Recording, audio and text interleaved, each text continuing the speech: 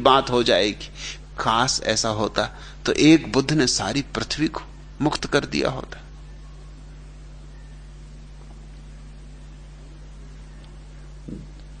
ईसाई कहते हैं कि जीसस ने इसलिए जन्म लिया कि सारी पृथ्वी को मुक्त कर देना है। वो तो ठीक, उन्होंने इसलिए जन्म लिया, लेकिन पृथ्वी मुक्त कहां हुई ये कोई नहीं पूछता। हिंदू कहते हैं कि भगवान अवतार लेते हैं, और कृष्ण ने कहा गीता में कि आऊंगा आऊंगा, बार बार आऊंगा। जब जब धर्म की हानि होगी, भैया कब होगी, बहुत हो चुकी, अब आ जाओ, हे कृष्ण कन्हैया अब आ जाओ। लेकिन मजा यह है कि जब आए थे तब कितना अधर्म मिटा पाए थे, तो अब क्या खाक मिटा लोगे। आदमी तब से अब और होशियार हो गया। जब नहीं मिटा पाए तो अब क्या मिटा पाओगे।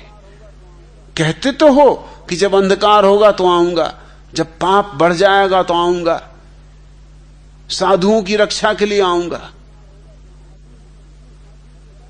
मगर सदियां सदियां बीत गई।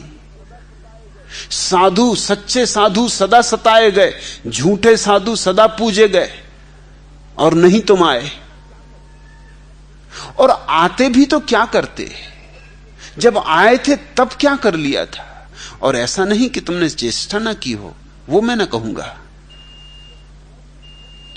चेष्टा की थी, मगर परिणाम महाभारत हुआ।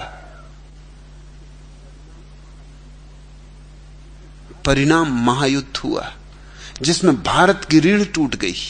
उसके बाद भारत कभी खड़ा नहीं हो सका। महाभारत सच में ही भारत को इस तरह से तोड़ गया, इसकी आत्मा को इस तरह से मरोड़ गया कि फिर उसके बाद भारत कभी अपनी गरिमा को, गौरव को उपलब्ध नहीं हो सका। अभी तक भी हम नहीं भर पाए जो गड्ढा उस समय हुआ था उसको। जो हमारे प्राण दीनहीन हो गए थे वो आज भी दीनहीन है। तब नहीं कर पाए, अब क्या करोगे।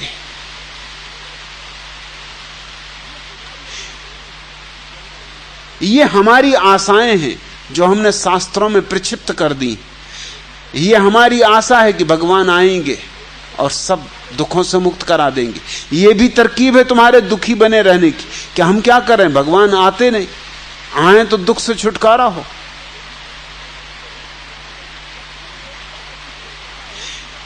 तब तो एक बार भी छुटकारा हो चुका होता, वो अब तक नहीं हुआ है, आगे भी नहीं होगा।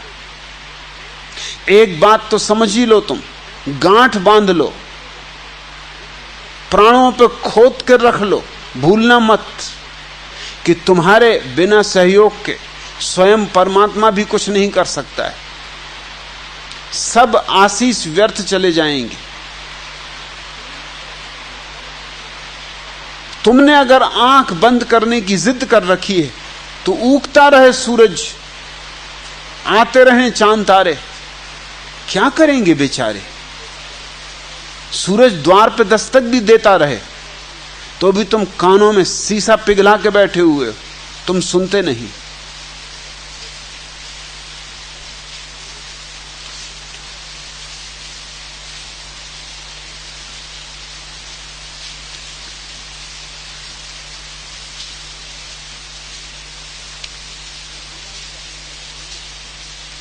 चंदूलाल का बेटा झुम्मन एक दिन उससे कह रहा था कि पापा, वह नुक्कड़ पर जो जूतों की मरम्मत करने वाला चम्हार है, वह मुझसे आते जाते अक्सर कहता है कि तुम्हारे पिताजी ने जो 5 साल पहले मुझसे जूते सुधरवाए थे, उसकी मरम्मत के 2 रुपए अभी तक नहीं चुकाए। उनसे कहो कि अब मेरे पैसे चुकाएं। चंदूलाल झुम्मन से बोले कि उससे जाके कहो कि भाई इतना घबराओ मत, जब उसकी बारी आएगी तो उसके पैसे भी चुका दिए जाएंगे। अभी तो उस दुकानदार के पैसे ही नहीं चुकाए गए जिससे 10 साल पहले ये जूते खरीदे थे, और ये 5 ही साल में हाय तौबा मचाने लगा। अरे धैर्य भी कोई चीज है, मनुष्य को धीरज रखना चाहिए।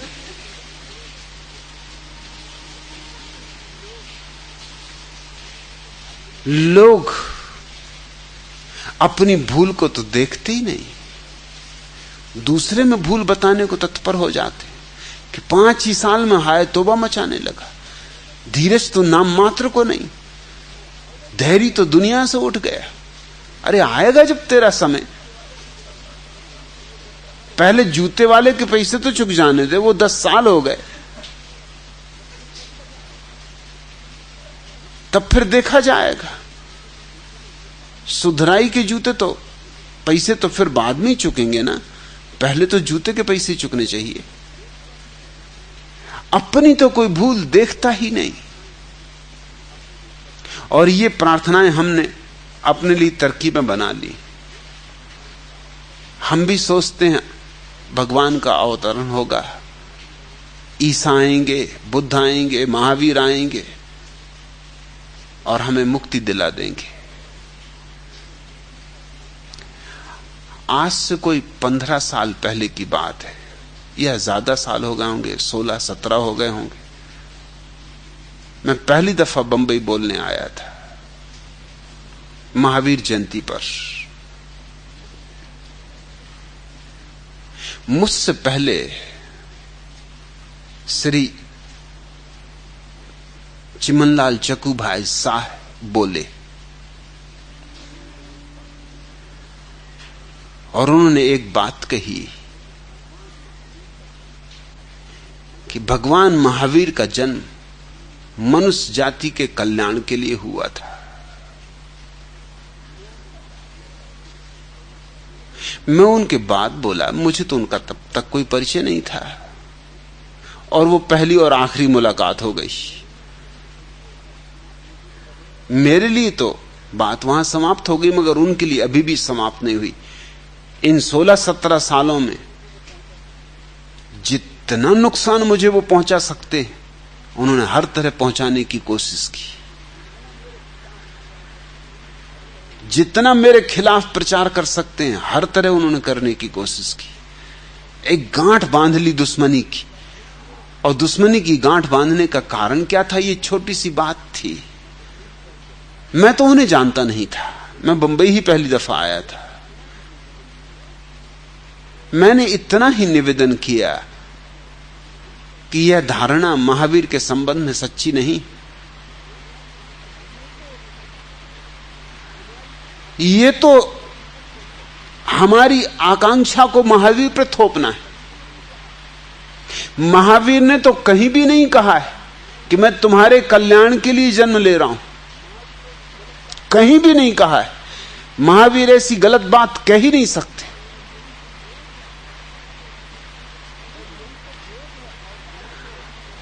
और यही तो भेद है अवतार की और तीर्थंकर की धारणा में। अवतार का अर्थ होता है परमात्मा ऊपर से उतरता है, नीचे जो लोग भटके हैं उनको रास्ता दिखाने के लिए। वो आते ही इसलिए, जैसे मरीज के घर में चिकित्सक आता है, बीमार है इसलिए आता है। लेकिन तीर्थंकर की धारणा ही और है। वही तो तीर्थंकर की धारणा का गौरव है, गरिमा है। तीर्थंकर की धारणा यह नहीं कि कोई ऊपर से नीचे उतरता, ऊपर कोई है ही नहीं। महावीर किसी परमात्मा को मानते नहीं जो आएगा। महावीर तो मानते हैं व्यक्ति की आत्मा ही जब परम शुद्ध अवस्था को उपलब्ध हो जाती तो परमात्मा है। कहीं से कोई आता नहीं, यहां नीचे से ही उठता है, उभरता है, प्रकट होता है। और महावीर ये भी मानते हैं कि प्रत्येक व्यक्ति ही अपने को मुक्त कर सकता है, कोई दूसरा किसी को मुक्त नहीं कर सकता, कोई किसी का कल्याण नहीं कर सकता। हां, कल्याण की कामना कर सकता है, मगर कल्याण की कामना से कल्याण नहीं होता। महावीर का हृदय सबकी कल्याण भावना से भरा है, लेकिन इससे क्या होगा? महावीर जीवित थे तब भी सभी का कल्याण नहीं हो सका। सबकी तो बात छोड़ दो, जो उनके निकट थे उनका भी कल्याण नहीं हो सका। और जिन्होंने यह आशा बांध ली थी, जैसा चिकू भाई चमनलाल शाह ने कहा, उनका तो बिल्कुल ही नहीं हो सका। महावीर का प्रमुख शिष्य था गौतम। जिस दिन महावीर का इस पृथ्वी से प्रयाण हुआ, जिस दिन उन्होंने देह छोड़ी, उस दिन गौतम को उन्होंने सुबह ही पास के गांव में शिक्षा देने भेज दिया था। जब वो सांझ को लौट रहा था तब उसको खबर मिली कि महावीर ने प्राण छोड़ दिए। वो तो रोने लगा। जिनने उसे खबर दी थी उन्होंने कहा अब रो मत, अब क्या होता है। गौतम ने कहा यह भी मेरा दुर्भाग्य कि सदा तो साथ रहा और आज मृत्यु के क्षण में पता नहीं क्यों उन्होंने मुझे दूर भेज दिया। आज के दिन मुझे भेज दिया दूसरे गांव। मेरे लिए कोई संदेश छोड़ गए।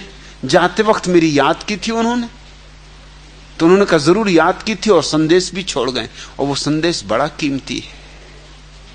वही संदेश उस दिन आज से 16-17 साल पहले मैंने दोहराया था। महावीर कह गए थे जाते वक्त कि गौतम जब लौटे तो उससे कह देना कि तू पूरी नदी तो पार कर गया, अब किनारे को पकड़ के क्यों रुक गया है। तूने सारा संसार छोड़ दिया, अब मुझको पकड़ लिया है, मुझको भी छोड़ दे। नदी पार कर गया, अब किनारे को भी छोड़ दे। किनारे को पकड़े रहेगा तो भी नदी में ही रहेगा। अब किनारे से भी ऊपर उठ, सारा संसार छोड़ दिया, अब मुझे भी छोड़ दे। ये अपूर्व संदेश। बिल्कुल मुक्त हो जा, कोई और तुम्हारा कल्याण कर सकता है, इस धारणा में ही बंधन है। ये सीधी सादी बात कही थी, उनको चोट लग गई, भारी चोट लग गई। वो दुश्मनी अब तक भंजाए जाते। अभी भी कच्छ के संबंध को लेकर कल जो बंबई में मेरे खिलाफ सभा बुलाई गई, उसके पीछे वही सूत्रधार।